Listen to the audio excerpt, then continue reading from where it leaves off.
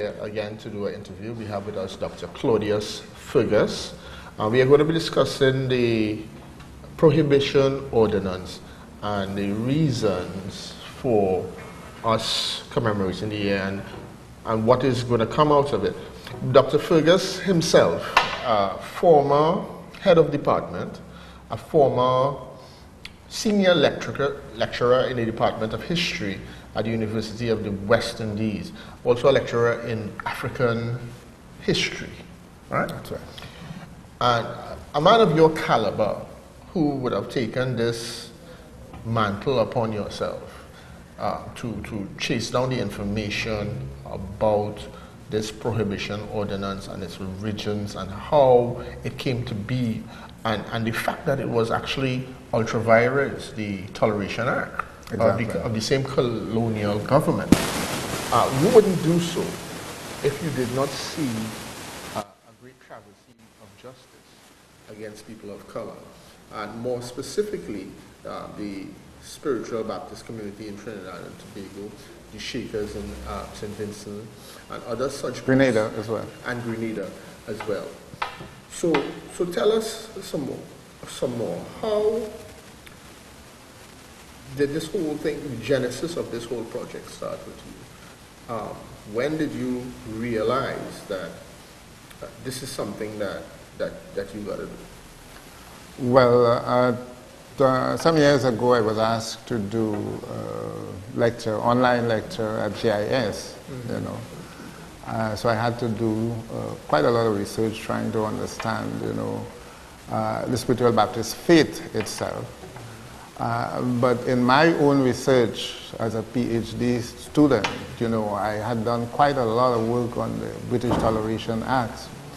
And it dawned on me that what I was looking at, you know, in terms of the prohibition of the spiritual Baptists, was a violation of the British Constitution. As you said, you know, it was ultra vires the British Constitution. But as you know, the British Constitution is not a code as in the American Constitution or the Trinidad Constitution, you know, the collection of critical laws, you know. And one set of those is what we call the Toleration Acts, which began in 1689 and continued, you know. But in respect of the spiritual Baptists, two main acts are very relevant. One was passed in 1813, and that was called the Trinity Act, which would have expanded the range of freedom even to Muslims and Jews, you know. And then in 1855, you had the Places of Worship Act, which was extremely critical because it included all other religions, you know. It had nothing to do with any cultural bias. So long as you worship a supreme being, and this was tested in litigation brought first in Australia, well, successfully in Australia, and then successfully in England. It started in 1970 in England, but it was not successful. And then later in Australia, it was tested. You know, the Church of Scientology was actually challenging their right to be recognized as a religion, and the law that was cited was the Places of Worship Act, 1855. So that is case law for us in terms of the unconstitutionality of all of the prohibition ordinances in Trinidad, earlier in St. Vincent, and after Trinidad in Grenada. Okay. So we're looking at unconstitutional piece of legislation that was applied to a religious group that was prohibited from worshiping their supreme God in the manner their God directed them to do it. Now, and followed by state persecution. Huh? State persecution, you right. see, that is important. They were not just prohibited, but they were persecuted for several decades. Now, what we want to deal with is that we want to deal with the whole idea of reparations, right? So we know that this is an injustice that has been done to this group of persons or peoples coming out of the African situation, worshipping God in their word, in their way, with all the Africanness, and the then authorities proposed this legislation to prohibit that. Now, how strong a case do you think that we have in terms of reparations? Well, the facts are there. We are talking about facts. We're talking about the law. And we are talking about the admissions of those who passed the legislation, who recognized that they were in fact, violating the British Constitution if the Baptists, let's call them spiritual Baptists because they were known by different names in the different then colonies.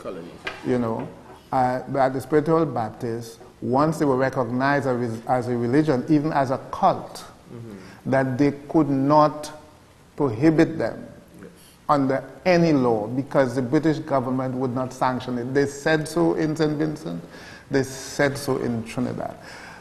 So that the colonial office also was very skeptical about the legislation, and they made, numerous notes on the margins of the bill that was sent to them, the ordinance that was sent to them, recognizing that this thing was a violation of our principles and laws, and yet it was sanctioned, So the fact is there. They understood, in fact, both the administrator in St. Vincent and the Attorney General in Trinidad, both of whom introduced the bill into the respective legislatures, said that the government was not in a position to legislate against a subject right of worship. They said so.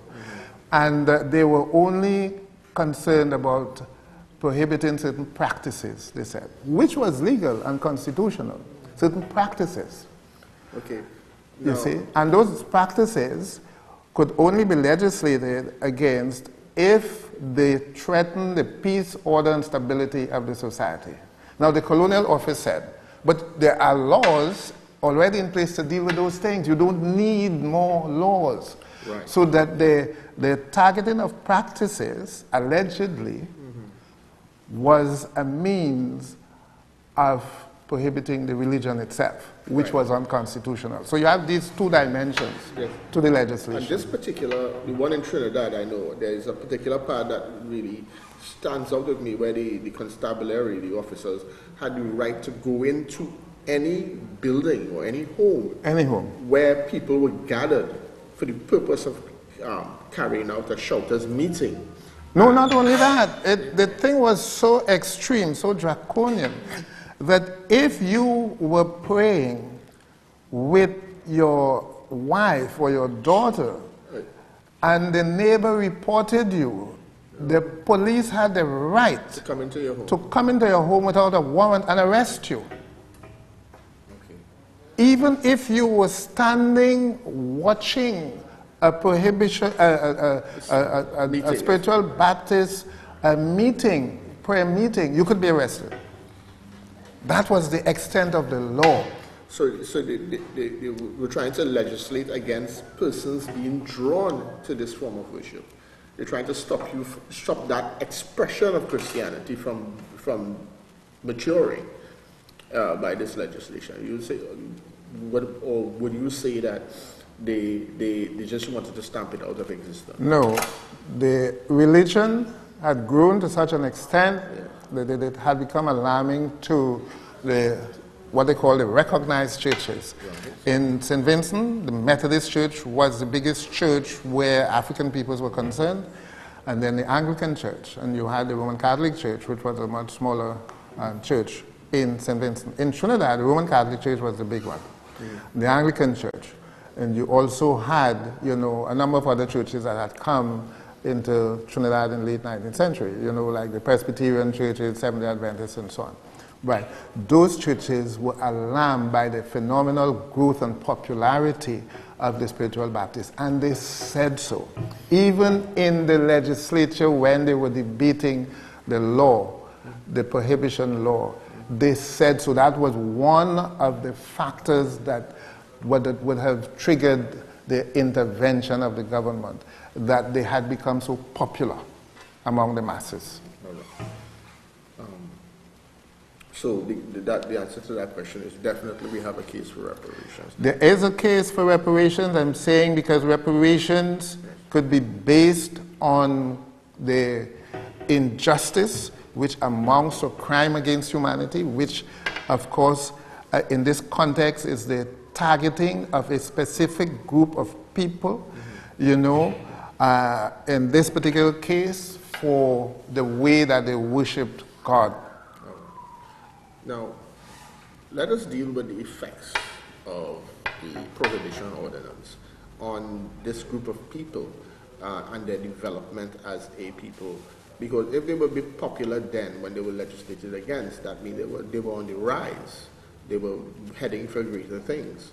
And then this legislation forced them into hiding, forced them to run and break up into smaller groups and just to survive, so that they couldn't establish any major organizations. They couldn't establish any schools, any universities, and that kind of stuff. Would you say that this legislation is directly responsible for the state of affairs that Spiritual Baptists would find themselves in today, in terms of the struggle just to get the smallest thing done from a personal point of view, from a national point of view? I have no doubt about that. Because, you see, comparative history helps you to understand that situation that you outlined there much, much better. And you had the rise of new religions within an African Christian, you know, setting. Not only in the Caribbean, but you also have in Africa, which is our best example. Yes. You know, and those were not banned. You had the Aladura, for example, in Nigeria, spreading across into Togo and Ghana. You have similar churches in Zionist-type churches, they call them, in the Cameroon, even in South Africa. And they were able to build schools, colleges, and universities. Huge campuses, you know. So that is the kind of comparison that we have to use. They were not forced into hiding. You see, like Spiritual Baptists, they were not persecuted either. Then you have in Trinidad, by the 1930s, you have the Hindu and Muslim marriage ordinances, which allowed for Hindus and Muslims to marry, not that they were not marrying before, but to have their marriages registered. Yeah. And therefore their children who were married under their own cultural traditions were no longer considered bastards. But that continued with the Spiritual Baptists, who as an outlawed religion could not even entertain the notion of applying for marriage licenses, you see, under their own cultural practice. So that remained, and it affected the Baptist community in a particular way as well, because part of the strategy for justifying the Prohibition Ordinance was in demonizing the Baptists, you know, representing them as immoral, as indecent, their religious worship as orgies and so on. And that has remained a stigma on the Baptists up to today. There's no question about that, right? So in terms of building institutions, so we see a momentum from the 1950s with religious bodies, you know, with their schools. The Muslims had schools long before that, you know, but they were not a persecuted people, and they were able to not only teach a particular secular curriculum, but also to cultivate, you know, the values of Islam and the values of Hinduism, which, of course, the African people coming through the Spiritual Baptist tradition could not do. Yes. You see? So that would have forced a lot of practitioners to seek respectability in the established churches. They would have gone to the Catholic or the Roman Catholic, or they would have claimed to be Roman Catholic or Anglican so that they could avail themselves of the services of marriage, avail themselves of schooling and that kind of stuff. Exactly. Right? Now, when you look, when you spoke about how the bastardization of the people who were not married under these established youth, when you look at society today, a lot of young African males are having children all over the place, and they don't seem to understand or see the need to be there or to be a real father to these people. So that legacy seems to still linger on. Now, some people actually think that that is an African thing. Mm-hmm. That is not an African thing. Of course. That is a colonial slavery thing. Mm-hmm.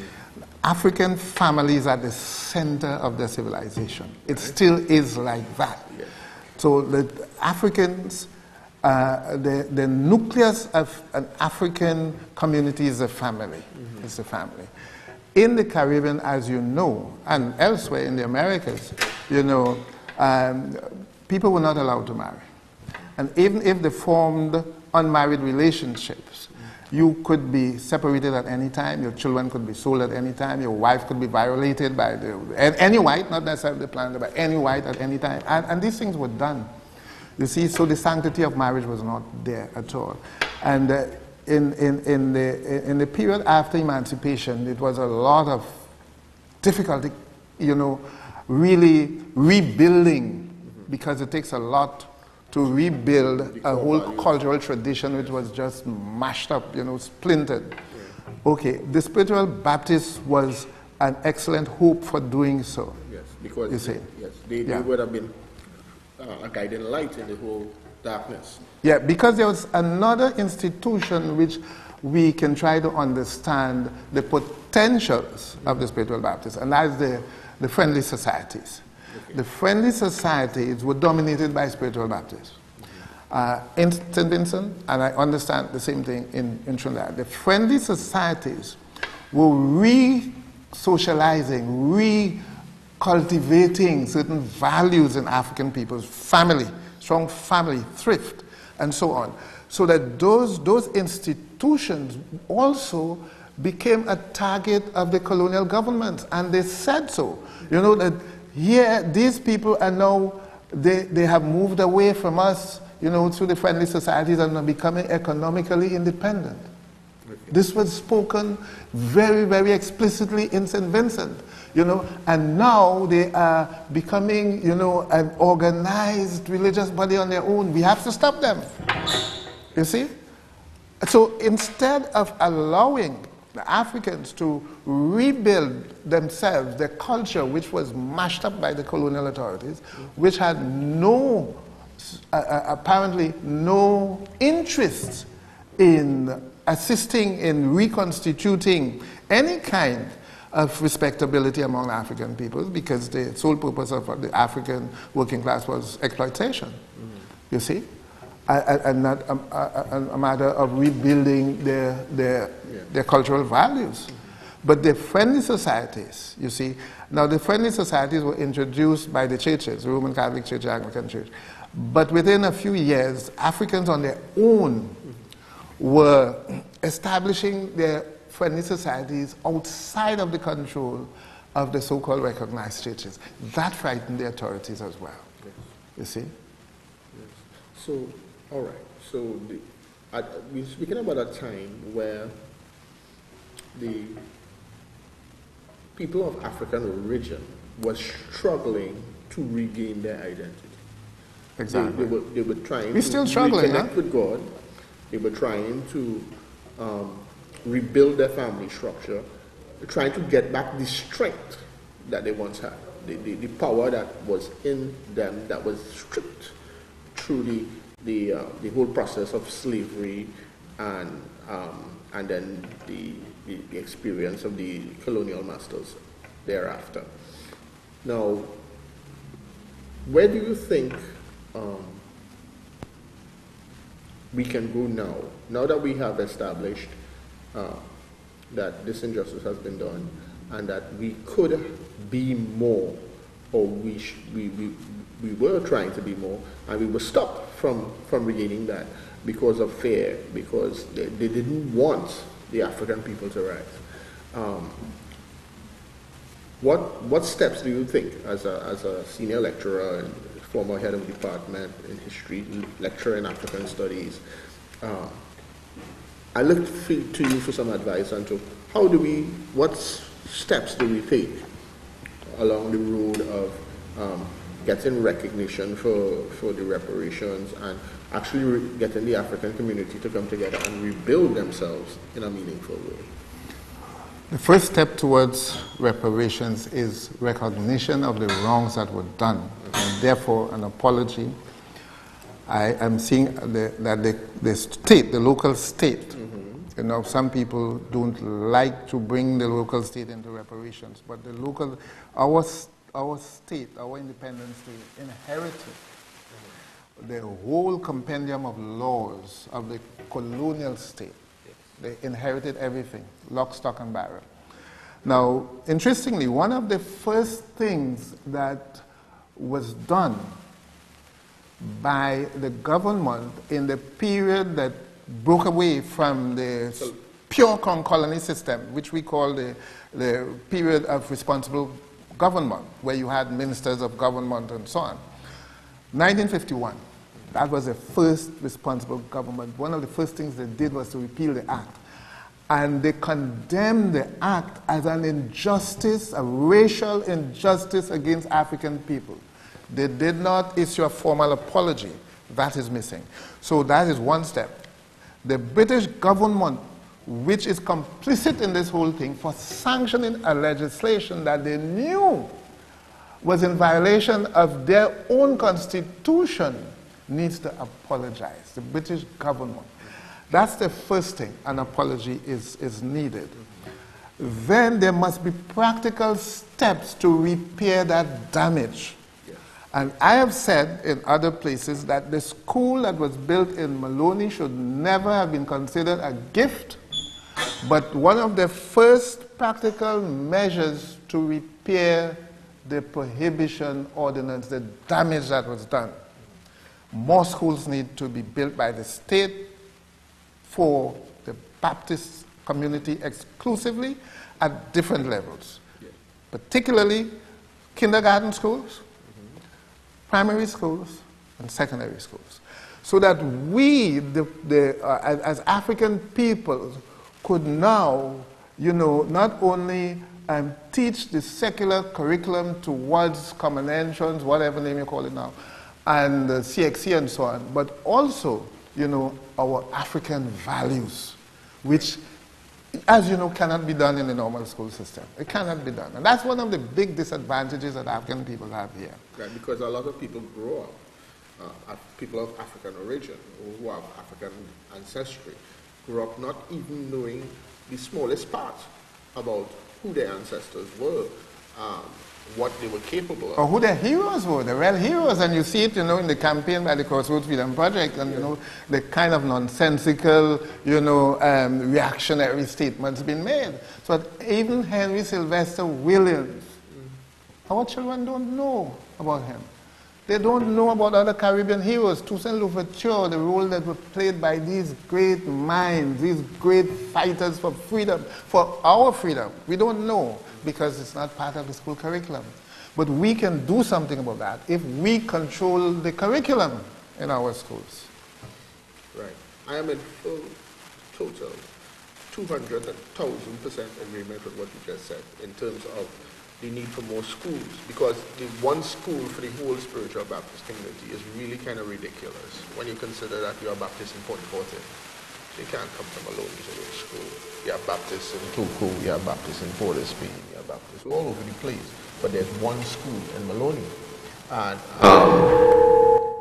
they need to understand that more is needed, and that tapping into the power that will come out of doing that for the spiritual Baptist community, the whole country is going to benefit from, because you will have a reduction in social ills like crime, you'll have a reduction in the need for social programs, because a lot of the people who benefit from these state-run programs are, sad to say, from depressed communities of African descent, and many of them are indeed spiritual Baptists.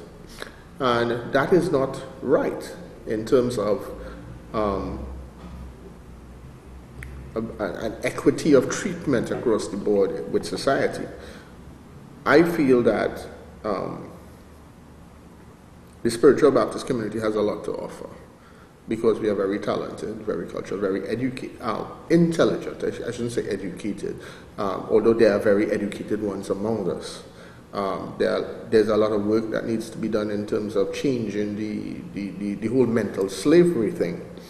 How do you feel we could change our mindsets from where we are, our thinking? Because when you speak to reparations, to some spiritual Baptists, we don't need all of that. That go on, and they don't feel the need to pursue it. How do you feel we can move forward from that? Because the community needs to get behind this for it to progress and to succeed. Exactly. It's something that bothers me because I can't be a lone ranger for this, for reparations, neither yourself. And that's one of the things that bothers me, that there are few people, they welcome a talk on it, but there's no follow-up action except for a handful, as you would know, know them, but sometimes, building consciousness, even for your own interest, takes time. Yes. You see, because our minds have been so conditioned, programmed, as if they're saying what they have done to us, it's no big thing. We were in this situation, and what they did to us, they did rightfully to us. That let's forget. Too many times, African people are the only ones that are called upon to forget the wrongs that have been done against them. Nobody else does that. Nobody else. You see, African peoples are the only ones called upon to forget because it's in the past. Yes. You see? But the spiritual Baptist case is not an old case. The repeal came only in 1961. In St. Vincent, it came in 1965, It's long after, so generations are still alive who would have undergone persecution. Yes. It's a living crime. Yes. You see, it's not something in the past that you can forget. We're not only talking about the effects of it, we are talking about the people who suffered are still alive and still suffering. You see? Now they have to, the Baptist community need to take a position on it. It would take more talking to them. It would take more convincing. You can't just condemn them, but it takes a lot of work for people, as I said, who have been conditioned under schools, the colonial schools, let's call it, metaphorically, this colonial school, which means a lot of things, right? Now, it takes a lot to undo that damage. Because that's all part of what we call mental slavery, We tend to think that what they did to us, it was our fault. Yes. You see? It was our fault. And perhaps we even benefited by being close to the people who did this crime to us. You see, people, they talk those things still, that we should be glad for colonialism and slavery because after all, look at what we are now. You see? But that is nothing could be further from the truth.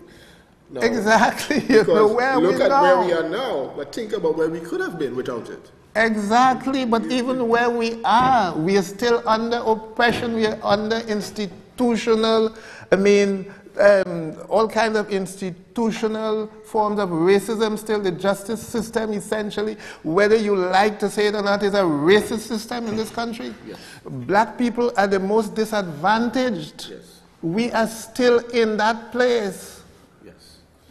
You see? Yes. How do we come out of there? We have to take ourselves out because they wouldn't take us out. We have to take ourselves out. It is an intellectual, it's a mental, it's a psychological problem. Yes. Now that the spiritual Baptist community has taken the intellectual lead in this whole commemoration, reparations, the whole centenary activity. And we have set a basis, and what we are saying to the rest of the community is that let us think about a future for the spiritual Baptists, right? We're thinking about the next generation of spiritual Baptists should be able to stand on our shoulders. They should be able to stand on the work that we are doing today and say, we are now coming out of that oppression. We are no longer suffering the effects of the Prohibition Ordinance. But if the spiritual Baptists of the day are not willing to do the work, then every child, every grandchild, every spiritual Baptist of tomorrow is going to have the same battle that has been raging for 100 years. Now, as a lecturer in African studies, you would have come across all the customs and practices and the way of life of the African people on the continent and how they used to live in unity and strength. Can we draw any lessons from those cultures that you think would enable us to fight this fight? We have a lot of lessons to learn, quite a lot. But remember, we were also able to reconstitute some of that collegiality among ourselves, some of that community. And you know the phrase, it takes a community, to raise a child. But that was a living experience in Trinidad. You see, and as I said, the Friendly Societies that institution was a key to that reconstitution, you see. And I've heard some amazing stories where, they offered guidance in child upbringing and all these kinds of things. It was not just about saving money, and helping out, funeral expenses. It was about re-socializing the African in values that we can identify as African values. You see, those are the things we have to go back and investigate and see what we can take out of them. All right. So we're saying that we had it here. We were emerging. We were doing the stuff. We were really doing what we're supposed to do. And the legislation came and forced us into the different regions and space. And to survive, we had to do a lot of different things. But out of that survival instinct came a lot of division. Well, I shouldn't say division, but that is actually a very wrong word, and I apologize. It's not division. It came a lot, a disconnection is what I want to say. The peoples, as they went into smaller groups, became somewhat disconnected from each other. All right? They were serving God, yes, I think, but they didn't have the strength that they would have in the unity. And even today, you'll find people say, well, I ain't able with them Baptists up north, or I ain't able with them South Baptists, or I ain't able with, and you have a kind of, disconnection going on. It's only when they... Yeah, but they meet together. I think that's a myth, That is a myth. Yeah. You see, these things are designed to make us distance ourselves even more. Right. That's a myth, right? I've read where the Baptist religion on a whole, that is a characteristic of the Baptist religion, where, people, you can have a million, they were talking about North America, where you cannot identify the particular tenet because everybody has a way of internalizing and articulating, what they see as truth and so on.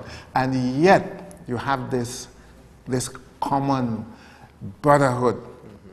And the writer was saying, it's unique in Christianity. So we should not be focusing on the division because religion has divided this country more than you see division within the Baptist community. If a Seventh-day Adventist person is trying to organize the community, let's say to protest an injustice or to pursue some kind of constructive program in the community, it's trouble to get members of other, call them church organizations, to pull together with them. If another church, let's say Roman Catholic, is doing the same thing, the Seventh-day Adventists may not want to do it, Jehovah's Witnesses may want to do it. Within other bodies, it's the same thing that happens. What we need to look at is a potential within the Baptist community where on Liberation Day I went to Arouca, to Maloney, Yes. and I couldn't come. I thought it was 2,000, amazing, but I've heard it's over 3,000 people. Yeah, I'm not good at estimating. It was indeed packed. amazing. Yeah. It was amazing. It was phenomenal. If you can pull together Yes. whatever strategies you used Yes. to pull that amount of people together for one day, That is you something can key. do it for other occasions. Yeah. I don't see division. I don't see separation. People are entitled to that. That itself is an enriching thing. So we has established that some of the things we say about each other and to each other is a myth. Yes, you need some strong leaders who can decide this program, we want everybody on it. Yes. That's the kind of, you need leadership rather than focusing on the divisions, the apparent divisions within the community. And You need strong leadership. Yes. We seem to like to repeat the negative things more than the positive things in society as a whole. And I'm just talking about the spiritual Baptist community here. I'm talking about in society as a whole. So when the spiritual Baptist does something good, you probably won't hear about it. But if one spiritual Baptist does something bad, it's over the news. It is proclaimed, But if a spiritual Baptist went and donate a lot of money to charity, we know he getting money. They'll probably start to question where the money come from. But another thing. The spiritual Baptists have been able to successfully transcend the barriers of the insularity. I have seen, members of the community from St. Vincent, Grenada, Barbados, Trinidad and Tobago coming together to celebrate a particular occasion. Where else in the Caribbean do you see that kind of thing except, in what? In maybe Sports. the University of the West Indies? No, sports we normally play separately. We compete against each other. We don't come together oh yes, compete. to celebrate. Okay. Now, what I'm trying to say, your point is well noted and well valid, and I have noticed it as well. There's a force there that we need To harness. to cultivate. There's a force, there's a power there that we need to cultivate rather than keep focusing, on the, as you said quite right, on the negative, particularly, the division and that kind of thing. So we will have more strength if we unify, right? Now, do you think that the way we think and the things we say about each other is a reflection of the whole social structure, or a reflection of our opinion of ourselves in terms of we actually saying what we think other people think of us? Now, I'm not a spokesperson for the Spiritual Baptist. Yeah. I'm a friend of the Spiritual Baptist. Yeah. So you have to be a little more specific for me All right. to respond to that. I'm not talking about spiritual Baptists in general. I'm talking about especially people of color, people of African ancestry. You will find that even you listen to somebody speak and they start speaking about it, you see me, I ain't able with that. I can't do that. That is for them white people and things that I not, they would speak in those terms and you'll ask yourself, do they recognize that they're actually doing the work of the oppressor for him? Because after you bring yourself... Well, that aspect I understand now. That aspect is there. It's part of our challenge, as we say, the process of emancipation is a continuing process. It's not an event, it continues. And those challenges are part of what we take on as emancipating the mind, you see. Because we think like that because we were conditioned to think like that, Fanon called it psycho-existential conditioning. This thing is so profound that, we sometimes shake it off, but it is what allows other people to control us. Because we think, as you said, so negatively about ourselves, you see. But we were conditioned to hate our color, color of the skin. We were conditioned to hate not just Africa, but the word Africa itself. The word Africa, from the time you heard the word Africa, you know, there was a kind of revulsion, you know. We have to teach our children to love Africa, to love the word Africa, to love describing themselves as African people. You have to start with self. Christmas time, whether you celebrate Christmas or not, people do give gifts and so on. Particularly where you're buying dolls for your girl children, buy African dolls for them. If you can't find any, don't buy any. These are some of the decisions that you have to make. It is not about hating other races, it's about loving yourself. You have to love yourself first. And it's difficult because you are faced with so many entrapments. One of them is Christmas. Yes.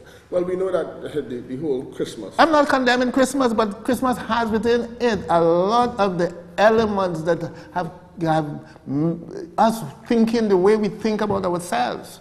This might be the wrong time to say it, but Christmas is not a biblical festival. No, I don't want to say what it is because that is irrelevant. It's irrelevant. The fact is that it is a festival that we participate in. Yes. Not all exactly, but many people participate in. And we are affected by it whether we participate in it or not. Yes. Right? And therefore, we need to be careful how we participate in it, that we do not continue that socialization of negativity in our children. Yes, because we have to be careful with that. Yes, yes. You see? Because this time of the year is when a lot of young boys get guns as gift. The girls get white dollies and things that reinforce the programming. Well, you know what giving up guns were for, eh? Yeah. That was to indoctrinate young boys to love the military life, you know. Yeah. You see, this wasn't to become bandits, you know. Yeah. This was a conditioning. All these things are strategic, you know. They didn't just give boys guns. You know, when you think you just play and stick them up and so on, that was getting you to love a militaristic kind of lifestyle, so that when you reached 18, whether you had forced conscription or not, you want to get into the military. You want to get into the cadets. You want to get into traditional military, whether it was the Army, the Navy, Air Force. This was one of the ways that they secured the next generation of soldiers. If we took it to cultivate banditry, it probably was because we didn't understand what this thing was about. Maybe we didn't need guns because we don't need an army in this place. All right, so we're dealing with the programming, right? So we have a box in our house that streams images into our homes, and for want of a better word, it tells us who we are by showing us images that are unlike us. It programs us in a way that a lot of people are unaware of by the shows they watch, the popular shows. And then you look at some of all the popular shows coming out of the North have a certain amount of homosexuality in it, drug use, violence, and immorality across the board. And if the giving of a gun to a child was to secure the next generation of soldiers, then all these images that people are digesting on a daily basis, they digest more of that than they do a church service or something positive, then aren't they programming themselves in a negative way into immorality as well? Well, a parent ought to exercise certain control over what their young children watch. Yes. Or not watch. They ought to. I know it's more challenging now with, cell phones, not only cable, cell phone. One of the big dangers we have, you know, because by putting a cell phone with internet capability in the hands of a child, it means you are, in fact, doing exactly what you're saying there. You are putting this self-programming capability in the hands of a child unsupervised. That is one of the things that, but we don't have enough conversations about those things. You see, and when we do, you hear it from one perspective only, as if the child has a right to a phone, a very young child, a right to the internet through the phone, unsupervised. But Parents have a responsibility to bring up their child in a particular way, and if you abdicate that responsibility, then you are responsible for what the child becomes. After a certain time, you tend to have less and less control. But a young child, the parent should exercise the control that you ought to have as a parent, as a responsible parent. You cannot pass that on to the television or the box, as you call it. You can't do that. All right. So I'm looking for agreement in this statement here. Would you say that a parent should not give these devices to a child until the child becomes aware of what they're in possession of, the capabilities of it, and the dangers therein?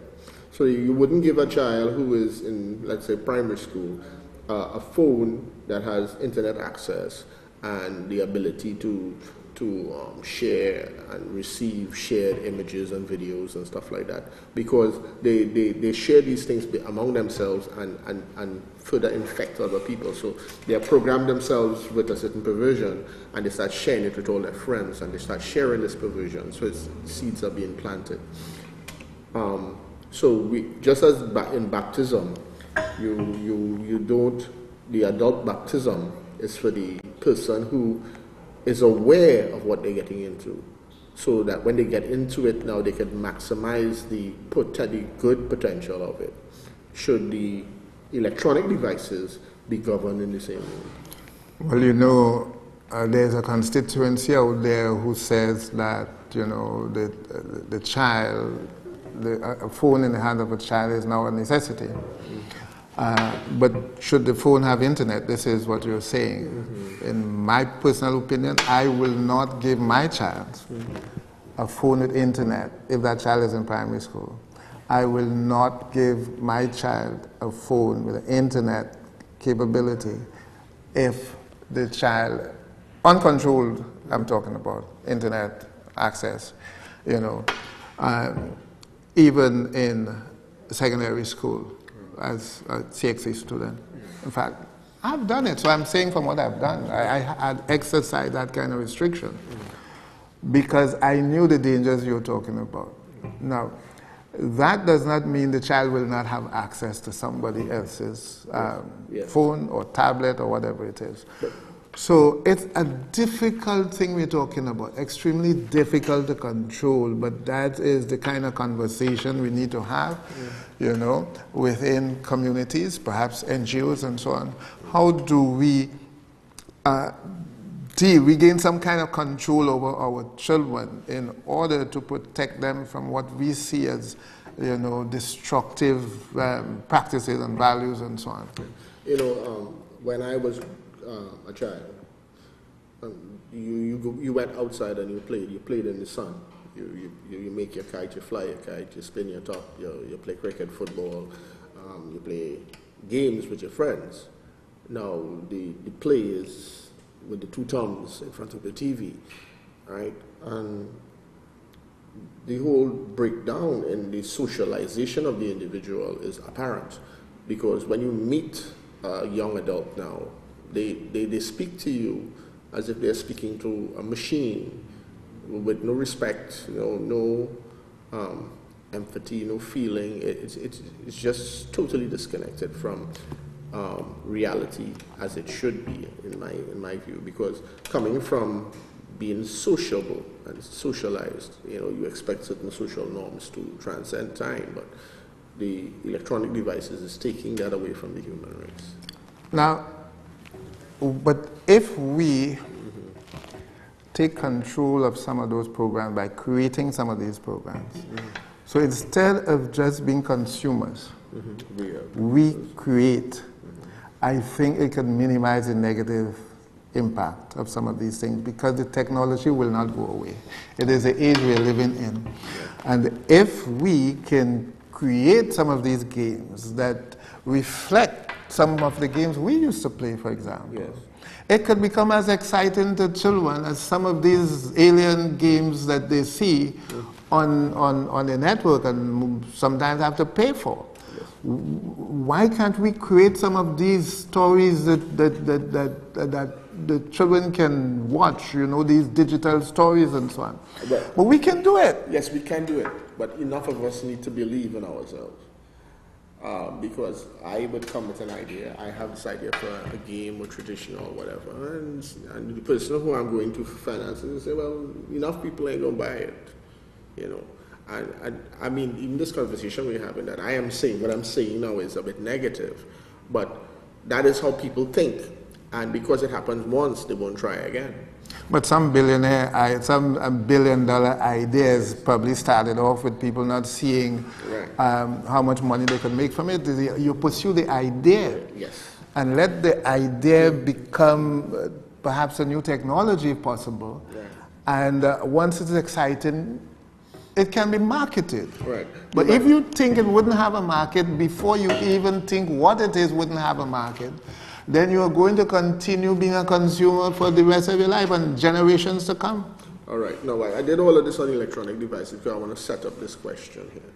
Do you think that electronic devices have a place in places of worship? But they do right now. Yes. So you see, I don't want to go against the current. No, I'm talking this about... is the age we are in. Yes.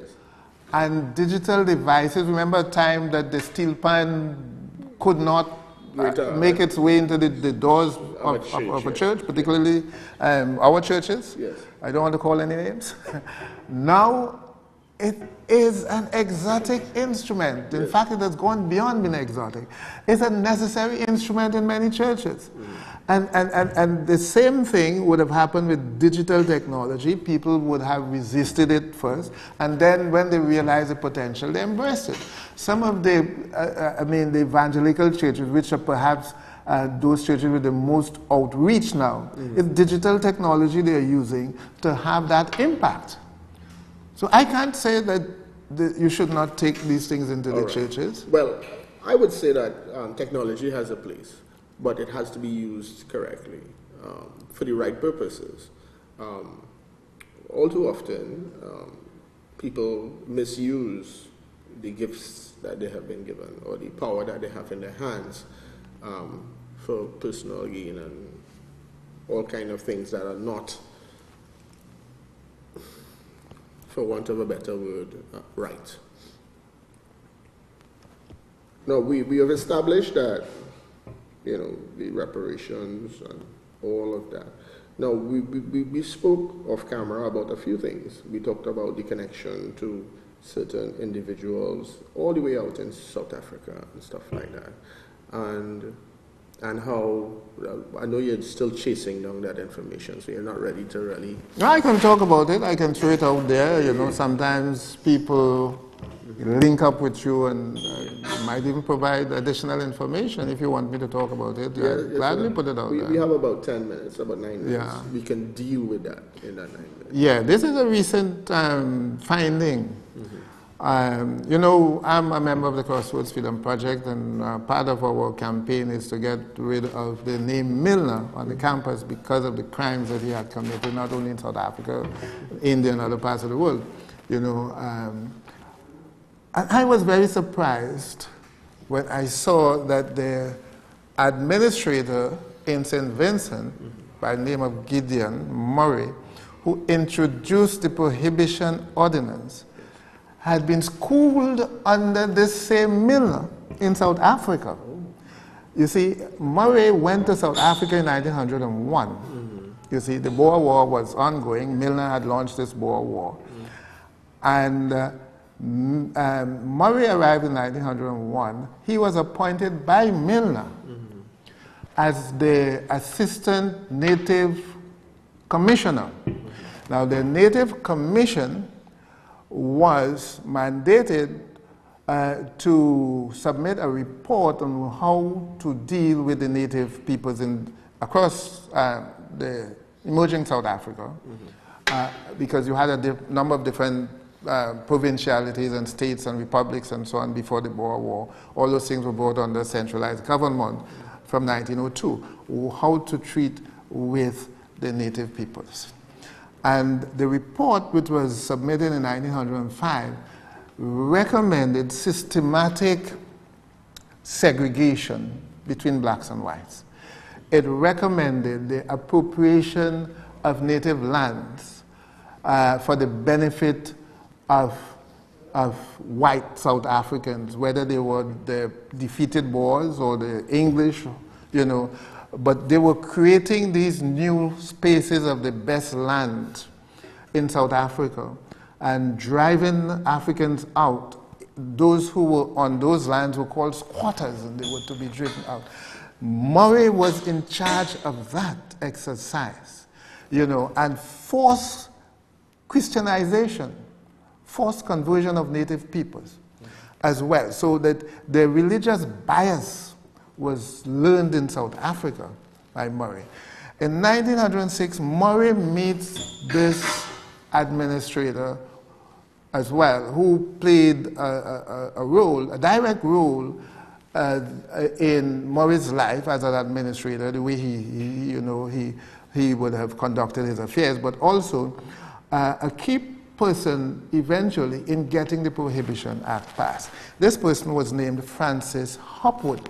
Now, Hopwood arrived in 1906, returned to England in 1907 to become the permanent Under-Secretary of State for the Colonies. Murray went back to England in 1906, became private secretary to the permanent Under-Secretary of State for the Colonies. So here you have the two men again working together. Now, when Hopwood was in South Africa too, in the same Transvaal area where Murray was, and most likely they would have, you know, developed a bond for each other there. And that continued for a long time. In 1909, Murray is appointed by the Colonial Office, of which Hopwood most likely was in charge, you know, in terms of appointments and so on. He was appointed as administrator to St. Vincent. 1912, Murray passes this ordinance, Prohibition Ordinance. Where's Hopwood now? Hopwood is in the Privy Council, which is responsible for recommending whether colonial legislation received the royal assent or not. So basically, Murray made connections in Africa, used these connections he made in Africa to get the Prohibition Ordinance passed in St. Vincent. Exactly. And you see, because you have to keep wondering, why would the Colonial Office sanction a legislation that they said was clearly in violation of the Toleration Act? So these two men went against the constitution of the colony, of the colonial authorities, so that they could pursue their own agenda. An agenda of apartheid, yes, where it was a kind of ethnic cleansing from a cultural perspective, you see. Clean up the spiritual Baptists, get rid of them, and force them back into the into the recognized churches, which were white-controlled churches. So you see, back into domination, back under the control, because they lamented, you know, the emerging independence of the Africans in St. Vincent. Because, as I said, you have to understand that event first before you talk about Trinidad. Because exactly the words that were used by the Attorney General in Trinidad were the exact words used by Murray in St. Vincent. This was about ethnic cleansing from a cultural perspective. Well, Dr. Fergus, thank you. Apartheid in the Caribbean. This is what it was. So Murray was bringing the apartheid experience. It wasn't named apartheid yet, we know. But the whole principle of racial segregation, you know, the alienation of Africans from their own lands, and the persecution, you know, the fact that they were not allowed to vote, they were not allowed to form political parties and so on. Those things were brought to the Caribbean, and the spiritual Baptists paid the price for it. All right, Dr. Fergus, we are out of time. Will you come back another day? Any day, anytime. For us to continue this very interesting discussion that we only just begun. So, thank you for viewing, and Stay tuned. We'll have more of Dr. Fergus to enlighten us on this whole history